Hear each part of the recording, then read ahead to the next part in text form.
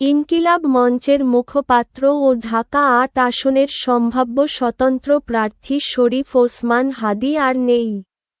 দীর্ঘ সময় Singapore general হাসপাতালে চিকিৎসাধীন থাকার পর আজ, ১৮ ডিসেম্বর, সন্ধ্যা, রাতের দিকে তিনি মৃত্যুবরণ করেছেন। ওসমান হাদী রাজধানীর বিজয়নগর এলাকায় গত ১২ ডিসেম্বর রিকশায় যাচ্ছিলেন তখন দুর্বৃত্তরা মোটরসাইকেল থেকে গুলিবর্ষণ করে তাকে গুলিবিদ্ধ করে। গুরুতর অবস্থায় তাকে প্রথমে ঢাকা মেডিকেল কলেজ হাসপাতালে নেওয়া হয় এবং পরে উন্নত চিকিৎসার জন্য এভারকেয়ার হাসপাতালে স্থানান্তর করা হয়।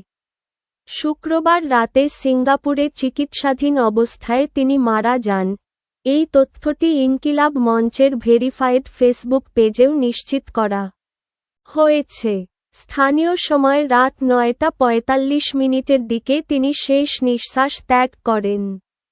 ঘটনার পর র্যাপিড অ্যাকশন ব্যাটালিয়ন, র্যাব, হামলায় ব্যবহৃত মোটরসাইকেল ও অস্ত্র উদ্ধার করেছে এবং অভিযুক্তদের শনাক্ত ও গ্রেপ্তারের চেষ্টা চলছে। ওসমান হাদীর মৃত্যু সংবাদ ঘোষণার পর সমর্থকদের মাঝে বিভিন্ন স্থানেই বিক্ষোভ ও প্রতিবাদ দেখা দিয়েছে। অবশেষে বলি, তার মৃত্যুতে আমরা শোকাহত।